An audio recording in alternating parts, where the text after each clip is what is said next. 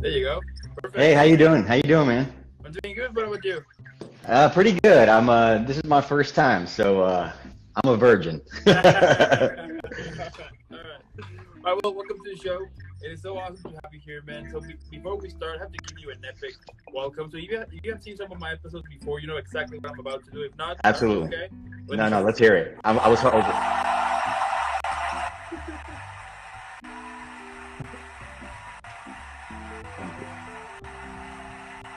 Epic, right? Right. Very epic. Right. Now, starting with the whole interview. Now, tell me like how your acting career started. So my acting career started. I think I always had done plays and stuff in elementary school, and Yeah. I always liked acting. I think when I got to high school though, I sort of like left it because it was like, like all the dorky kids were doing it, in theater, and I didn't want to be a dork. So I left. I didn't do any acting, and then I ended up getting a degree in college in film. So and it's been completely useless, but nevertheless, I got my film degree, and knowing in the back of my head that I always wanted to act. But in film, when you're studying film, you don't do any of that. It's all production, filmmaking, which is cool too, because I enjoy that as well. But I always knew that I was like, man, I want to be an actor.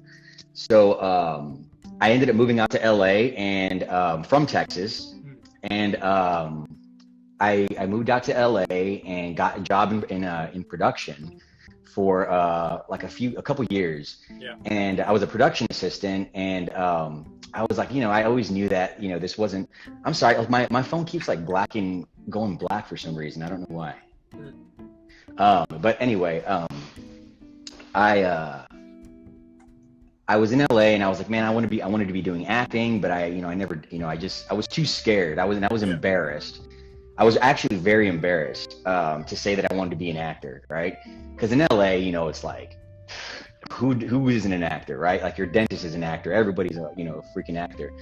And I don't know, I was just embarrassed. So I didn't want to tell anybody that. 'Cause everybody loves a star, but nobody likes an actor, right?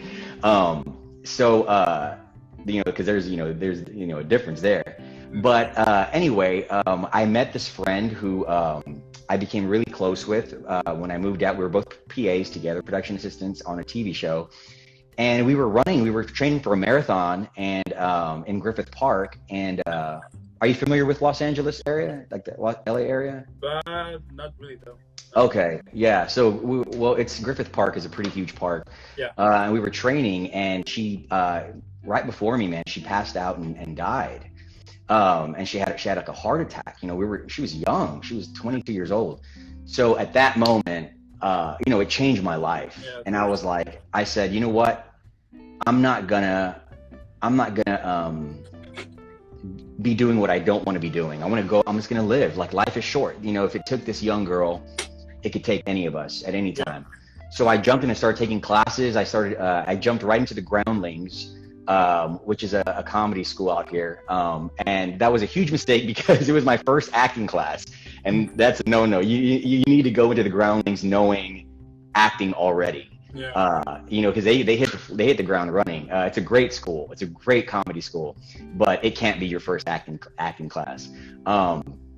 Nevertheless, I had fun with it, whatever, blah, blah, blah. And I just started, I guess I never looked back. I just kept going with the classes and auditioning and working on projects. And yeah, that's where I'm at now. That's an epic start. That's an epic start right there. So in 2008, you were in Los States.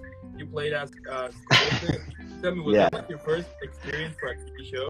Yeah, man. The things that you learned during that first moment. You dug way into the vault. That was my very first thing doing anything on TV. And I played, like I said, I played the coyote, and I was it was a show about like scary scary mythical creatures. And this one was about the chupacabra, and I played this a coyote, which is a smuggler. I was smuggling people across the border, and the people that got smuggled, the family got smuggled, like the chupacabra attacks them. And it's a funny, it's so silly because I remember I went in for that audition. It was one of my first auditions, like, for, anything. I had done a couple of like commercials before that, but not anything like scripted or anything. But they wanted me, I went in for one role and then they called me back for the coyote, right? So they're like, come in here and you're gonna be intimidating to the cat, everybody in the room, and like just start, you have a gun and you're gonna like, tell them a bunch of shit, but improvise in Spanish. And my fucking Spanish, dude, at that time especially, like, it was muy mal, right? So I was like, oh, I'm gonna have to improvise. I mean, if you give me the script, man, like, no hay problema, you know what I'm saying? But if you make me go into a room, like, you're like, yo, you're a bad guy, go in there and start, telling these guys what's up, in Spanish, I got nervous. So, and you can hear everybody's audition and they're all screaming and they're like, blah, blah, blah, blah, blah. And I called my dad. I was like, Dad, give me 5 lines to say. Just give me 5 things to say. And he was like, okay. And he gave me like, these 5 things. And I walked in there, and because I wasn't so confident with the Spanish, I just said the lines to them. And they're like, that's it. You have everyone was in here screaming at us, with the gun, but you don't have to scream if you have a gun. You're already intimidating. He was like, that's it. You just walk in here and you just tell us, So I ended up booking it, man. I was like, oh shit. So, but it was fun. It was fun. It was my very first time doing anything on TV. So that was cool. That's so cool. And like back when you were started, like, what were some of the challenges that you had?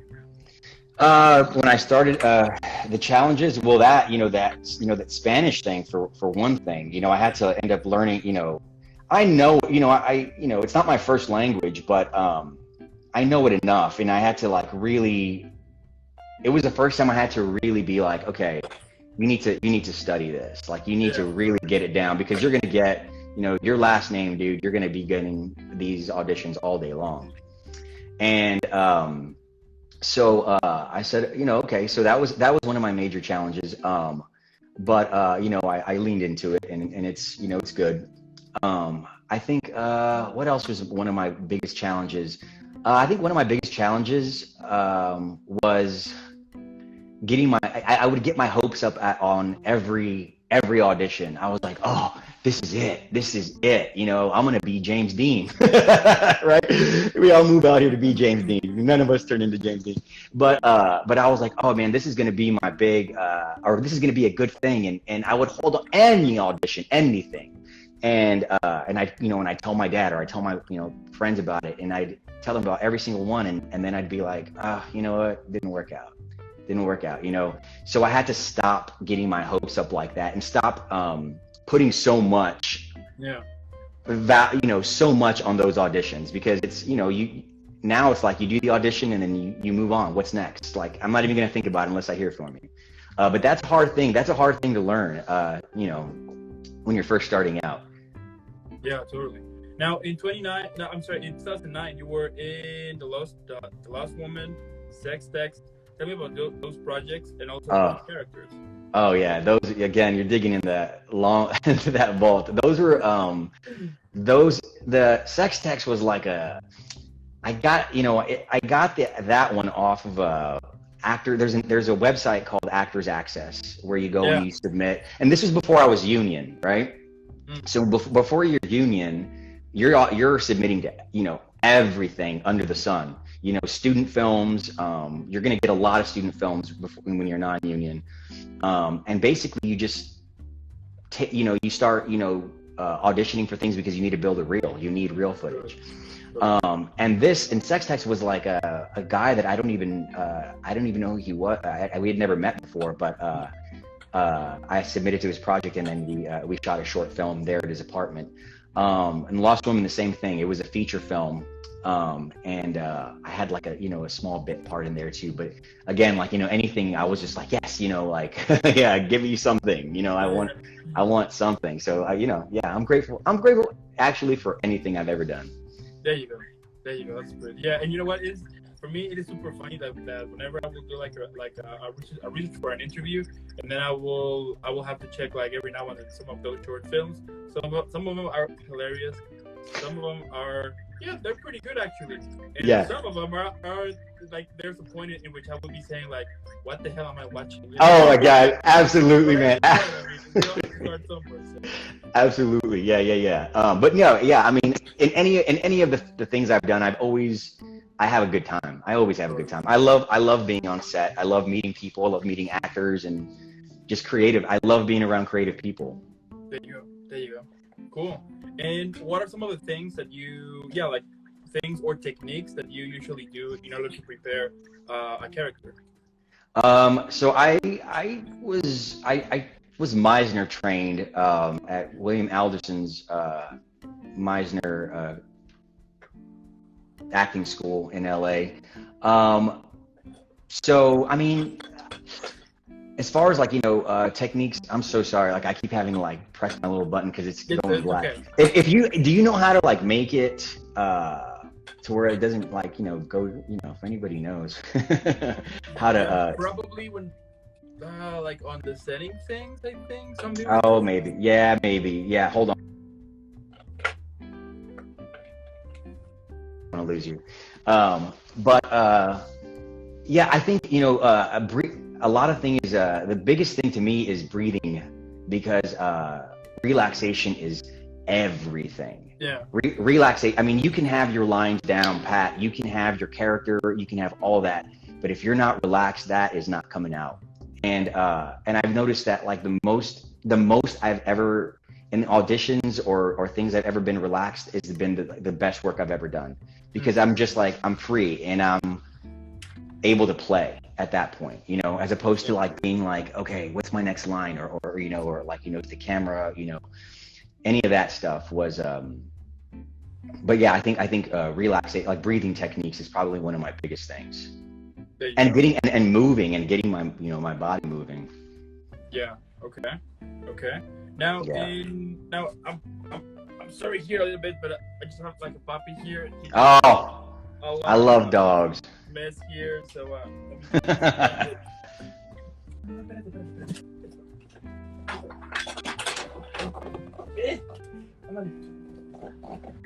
yeah, I mean he's like 5 months old, but what kind of dog is he? Huh? What kind of dog is he? Pit bull. Oh, pit bull, nice. Yeah. He looked kind of small.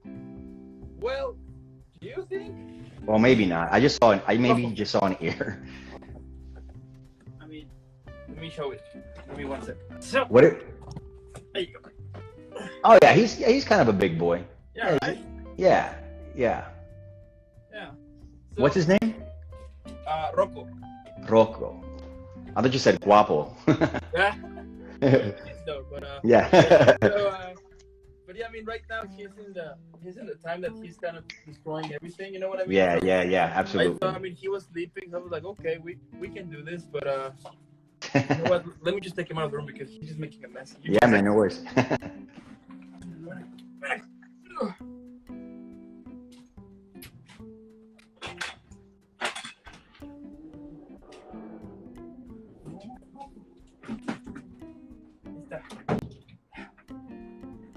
All right. Yeah, thanks. No worries. He's just like as I was saying, he was sleeping. I was like, okay, we got this.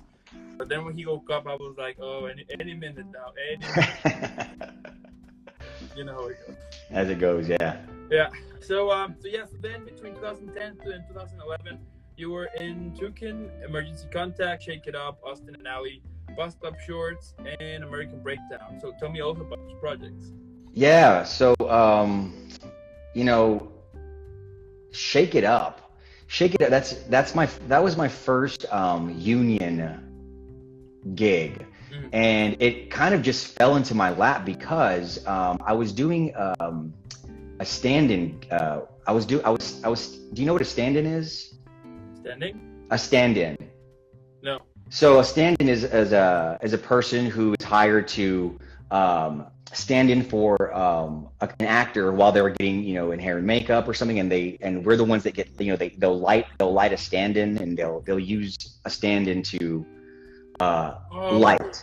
You know what I okay. mean? So it's like a guy. So they would put someone in order to kind of calibrate the lights and everything. Yeah. And to go through the movements. Yeah. So I had Okay. done, I had just, joined the union. It was, I had just joined SAG or SAG. It was AFTRA that it was, but the two merged. But, Yeah. and I was a stand-in, and then they just told me, the show was about, it's a Disney Channel show, and it was about like these kids who got on a dance show. Mm. And they just told me like, hey, get up in the DJ booth and you're going to be the DJ from, for the season. So I was like, all right. So it was cool. They gave me a name and, I was like, whatever. And eventually led to my first co-star. So that was pretty cool. Yeah. It was kind of like just happened to be, at the right place at the right time kind of thing. But it was cool. It was like, it was a neat thing to have my first, union gig, because then it was my first time I got residuals and stuff like that. So I felt official. That's so cool. Yeah. And like, what are some of the things that you enjoy the most about preparing a character and playing it as well? Most thing I enjoy about preparing for a character. So I think you mentioned also bus stop shorts in there. Bus stop shorts was when it was like a series of short films that I made with a guy named Max Rue, who I'd met years and years ago. And he sort of like, he tapped into the kind of, like, he's very good at like, figuring out who people what they can play. And he wrote me this amazing character that I just bit right into. And it was just this creepy dude who was like, he's just a creepy guy, and he allowed me to like, improvise with it. And the best thing about that was it started sort of like this relationship of like him writing me all these wacky roles, which I love them, because they're always scumbags or just dirtbags of society. But I love it because I'm sorry, what was your question? I don't even know if I'm like, what are some of the things that you enjoy about preparing a character? Yeah, so yeah, the thing I enjoy about preparing the character is finding that. That's where I was going with it. Finding that, inner dirtbag, or whatever it is. Yeah. And, because those are all facets of ourselves. We have everything in us. We could be murderers. We can be, God, why did I start with that? We could be doctors. We can be, anything. We have all these things in us, and we think, oh, I would never do that. I would never cheat on my spouse, or I would never, kill somebody or whatever. But it's like, well, what if somebody comes and like, kill someone you love, or right in front of your face, like, would you think differently? It's an interesting thing to like have to like go to those places, and it's a cool thing to do, to like to go to those places and be like, who is this guy, and not judge him, but sort of just like, understand where he's coming from. Mm-hmm. So that's what I enjoy most about playing very character-y roles, like that. Oh, cool. Then we can see between 2012 and 2021 that you were in a lot more projects, such as Must Love Dogs, the Danielle, Best Edition Ever, Funny Love, American Next Top Yogi, Talent, Asper's Clover, Making Partner, Only Children, American Girl, The Pet Psychic. I mean, the list goes on and on, but tell me, like, what are some of the things also that you enjoy, but about playing a character? Okay, you mentioned Funny Love in there, and that was actually the first film that I ever, I wrote it and produced it with my writing partner, and starred in it, right? Okay. And it was the first one that we've ever done, and it was a silent film about a clown and a fairy who fall in love. And the clown, who I played, he's devastated when she leaves him, and he tries to kill himself over and over and over. And he's so pathetic, and he's such a clown that he just can't get it right. Every time he tries to kill himself, he just can't get it right. He's such a clown. And that particular project holds, it's very special to me because it was our first one. Yeah. But getting in that was a very fun one to do because obviously because I wrote it, you know, Yeah. but just, I don't know. Just, obviously, you know, I feel very connected to him because I do feel like a clown who can't get things right most of the time in life. You know, I just can't. And it's sort of about accepting it, you know, and saying like, you know, yeah, this, it is what it is. Like, I'm a person, I'm a human in this world. We're all, you know, we're all clowns. But I enjoyed it. I just really enjoyed getting into that. I liked being physical, and I liked, you know, I liked getting into the makeup. I liked, you know, when I put on the nose, like, I just feel like, you know, it came to, you know, it came around, it came to, you know, life in me. So yeah, and that actually ended up going, it went to some festivals, and went to the Latino Film Festival in New York. Okay. And so I got to go over there, and I ended up winning Best Actor for that. Oh, So that was so, cool. yeah, that was pretty rewarding, man. Yes, like to, you know, be able to do something and go there, and then, you know, go to New York. And this is, you know, before the pandemic, obviously. Yeah. But yeah, man, it was cool. That's so amazing. Now, what Yeah. would you say it's an important aspect for those who recently started acting should know? An important aspect for someone first starting acting. You should know that not everybody's career looks the same. Not everybody's, you know, your peers are going to be booking things while you're not, and then you're going to be booking while your peers are not, and you cannot get sidetracked from that. You can't be like, you know, fuck, you know, look, you know, when's that gonna, you know, you can't compare. Everyone's path looks so different. Everybody's path. You know, some people come out here and they make it in the first year. It's very seldom, but it does happen. Yeah. But most of the time, you're gonna have to put in a lot of work. You're gonna have to put in so much work and experience a lot of rejection. And I think one of the most important aspects, one of the things that you should do immediately is just get a thick skin, because it's hard. It's hard to not take it personal. You know, when you go and, you know, you prepare an audition and you give your all and you give everything, and you know, you memorize your lines, and you know, you really do it, and then you just don't hear back. And that's the thing, you just don't hear back. If you don't get it, you don't hear back. They don't say no. You just don't hear anything, which is kind of like constantly getting ghosted. You'll get ghosted for a long time in this career, and then and then you won't, and then you'll get things, and it's that much more rewarding. So just know that when you're first out here, like, just get used to, just fall in love with the whole process. I don't know if you follow Gary Vaynerchuk. He's an entrepreneur on Instagram. I don't know. No. Yeah, he's really great, but he often talks about falling in love with the failure, falling in love with that process, because it's gonna happen, and you need to be able to, you know, get back up from it and learn from it, you know. Yeah. But yeah, I would say that, and and also make your own projects, because you're going to be waiting around a lot, you know. Sometimes you'll work a long time, sometimes you won't work at all, and create your own projects, or find things that you also like outside of acting. Yeah. Because it can't all be acting. Your life cannot be all this business. You'll go crazy. Yeah. So find something else you enjoy. Find something else you love. You know, mine is like, you know, I love dancing, so I'll do, like, you know, I dance flamenco. So I'm like, I just get immersed in, like, something else that sort of distracts me while I'm, you know, auditioning and stuff. You know, you just, like, you know, find something that excites you. Yeah. Yeah, totally. I just think also that when you start to compare yourself with others, you are pretty much going to be in this very, I mean, not dark place or annoying place, right? Because we tend to, we tend sometimes in which we'll see somebody that in a better position, let's say, and then we feel like, but why? You know, I mean, I'm working better than that person, and we start to compare each other, and then at that moment when you're like, when you just kind of when you just don't care about what you did in the past, you know, because since you're not there, what you have done, it doesn't matter, you know. So exactly.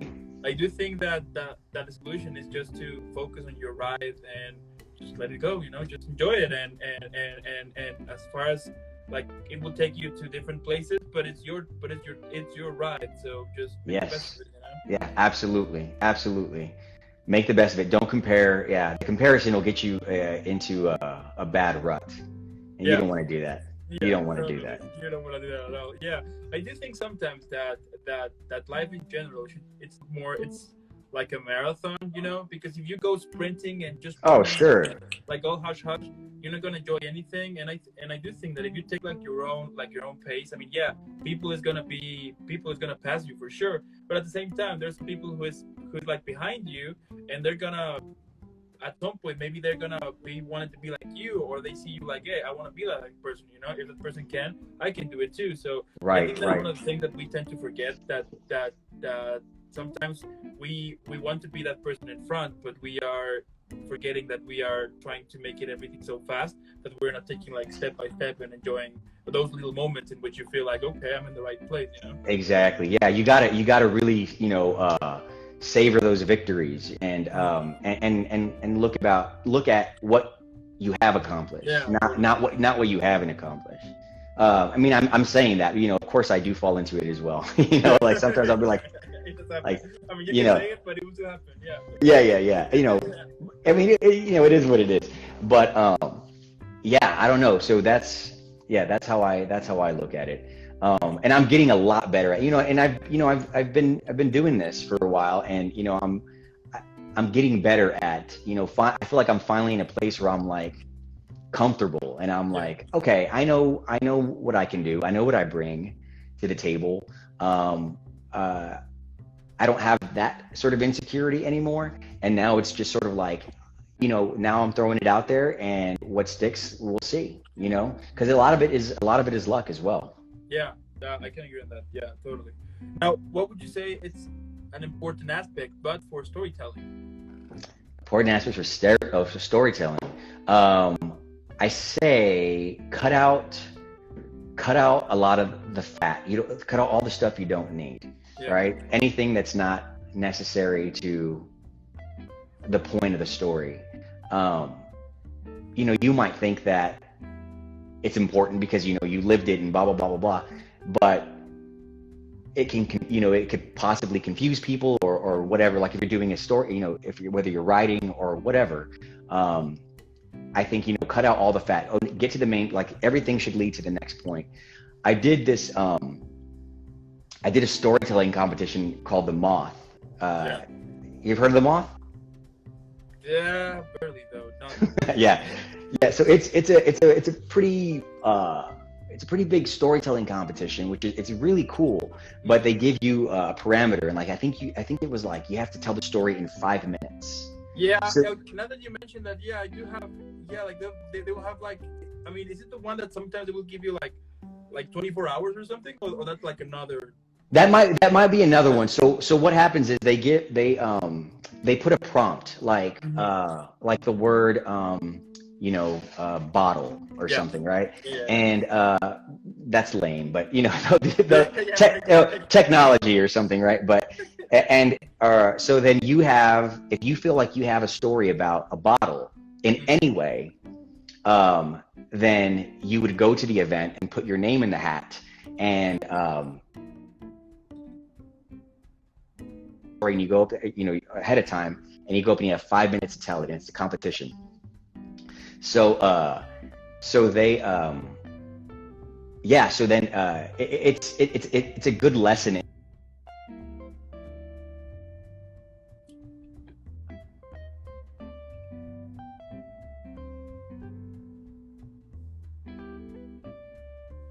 Can you hear me? We're coming with a lag here. Let's see what's going on.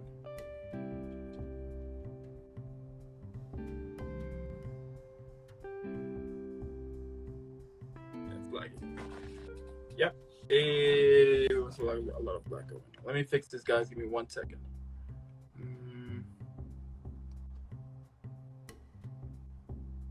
Probably the battery. I think it's like that. There you go. Did I bore you? What's going on? No, and then it just popped up. I don't know. Yeah, I don't know what happened. I don't know. Yeah, it was just lagging though. I mean, it was just like lagging a little bit, and then boop. So, yeah. we're back. That's good. Right on. So you were telling me that competition, it's for 5 minutes. Yeah, so it's 5 minutes, and then but it teaches you like, okay, like what do I include in this story? Like there's a lot of details that are important that you think are very important, but like, you know, what's really going to drive it to the next point. So so that was a nice that was a good lesson. That was a good test for that. So I'd say cut out the fat. Okay. Now, from all of your characters that you have played so far, what are some of your favorite ones, and which one could you say that it might describe parts of yourself? Oh.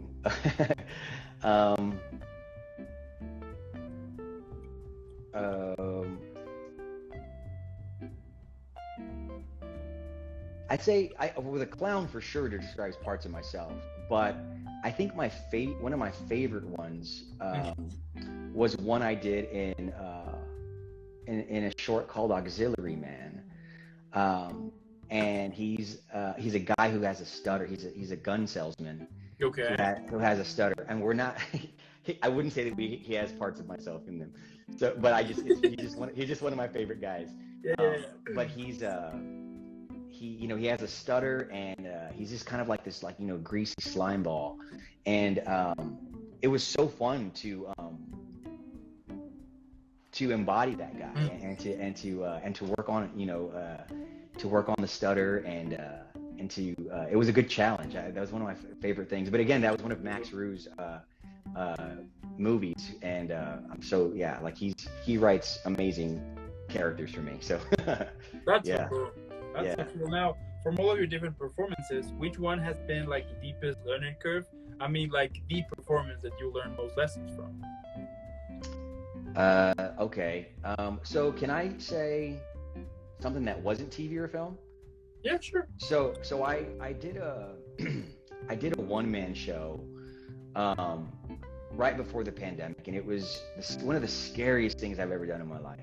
Okay. It was such a scary thing. I wrote and performed this one-man show, and it's my soul, and I poured my soul and my blood and everything into it, including my bank account, and I was broke for a little while, but I learned that I was so grateful that I did that. It was one of the biggest things that showed me, like, hey, you can do something that's very scary and you'll be all right.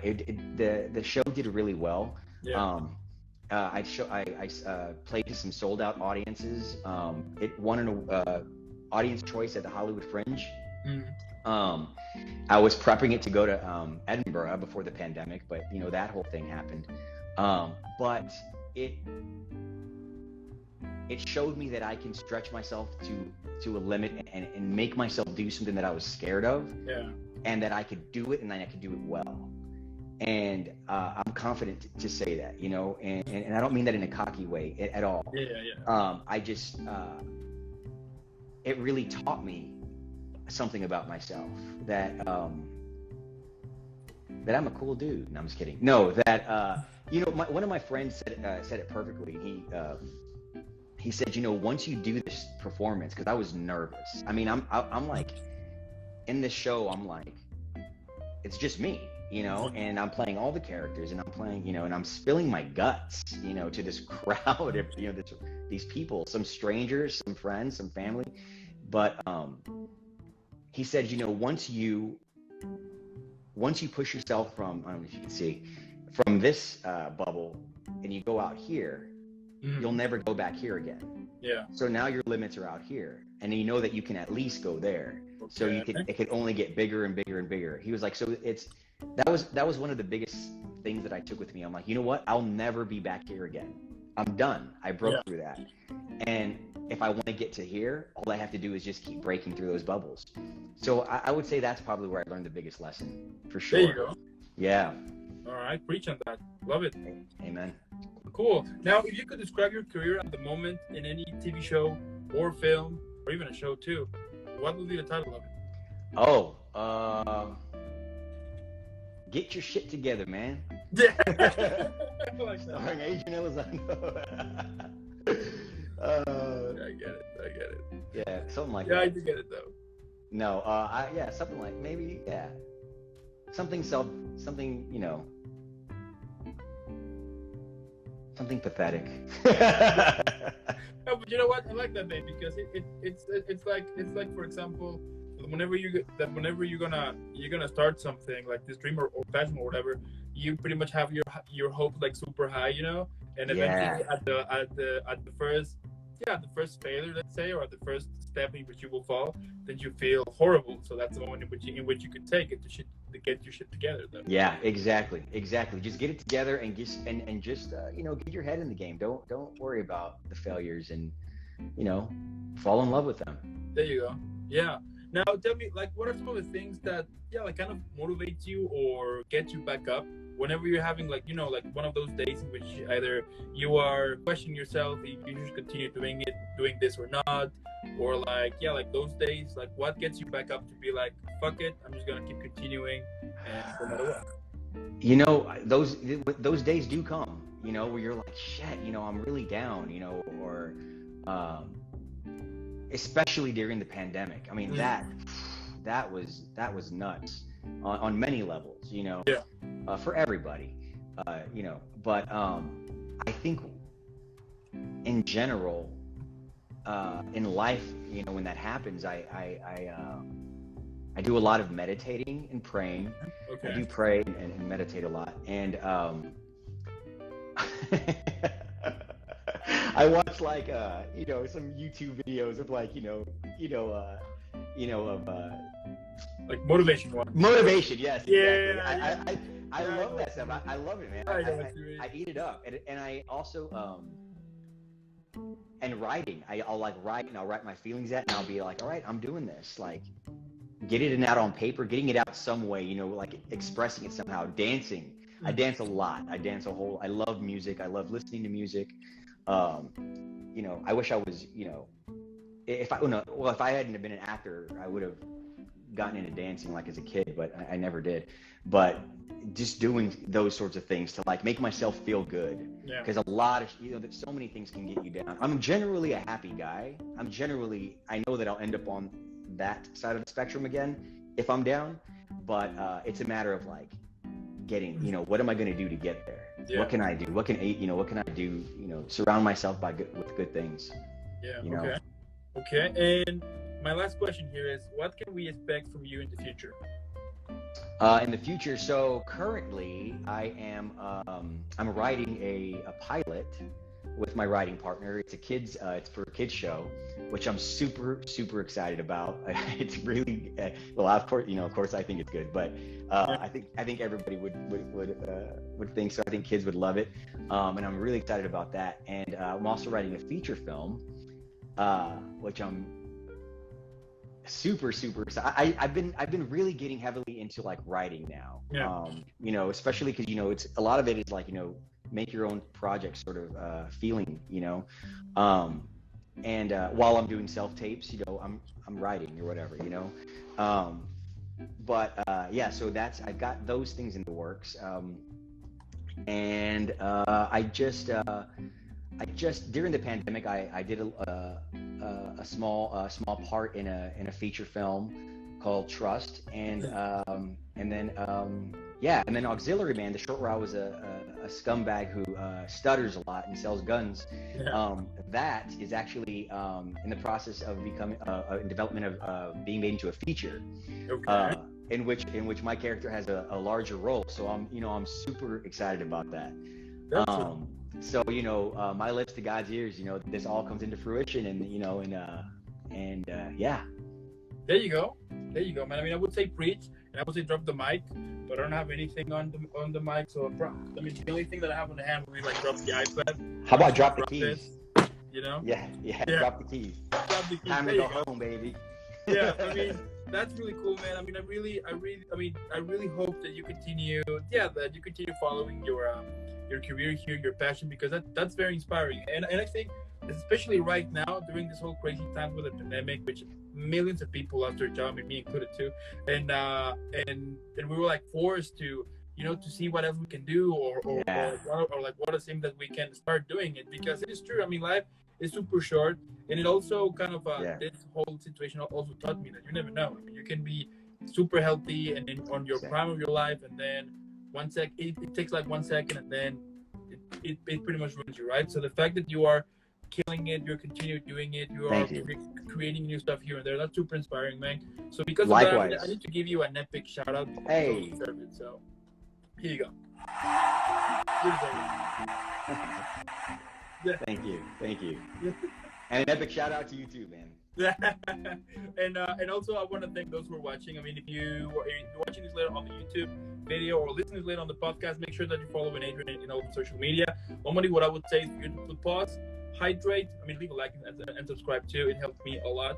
And then go follow Adrian in all the social media. Make sure that you are leaving a million likes, support the content, spread the word that we have a cool guy here, and then come back. And again, man, thank you so much. Keep having an amazing rest of the day. Yeah, man. Weekend, and keep rocking because you're killing it. Right on, man. Thanks so much. Likewise. All right. Have a good one, okay? Have a good one. Bye.